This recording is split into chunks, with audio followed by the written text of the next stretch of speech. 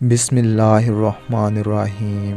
रसूलुल्लाह सल्लल्लाहु अलैहि वसल्लम ने फरमाया, 3 चीज़ों का कोई इलाज नहीं है। 1 फ़क्र जिसके साथ सुस्ती शामिल हो। 2 झगड़ा जिसमें हसद शामिल हो जाए। 3 मर्ज़ जिसके साथ बुढ़ापा शामिल हो जाए। रसूलुल्लाह सल्लल्लाहु अलैहि वसल्लम ने फरमाया, 3 चीज़ों के मुतल्लक मत सोचो। 1 गुर्बत के मुतल्लक मत सोचो वरना परेशानी बढ़ जाएगी। 2 दुनिया में लंबी बका के लिए मत सोचो वरना दिल में माल की जमा आवरी की ख्वाहिश पैदा हो जाएगी।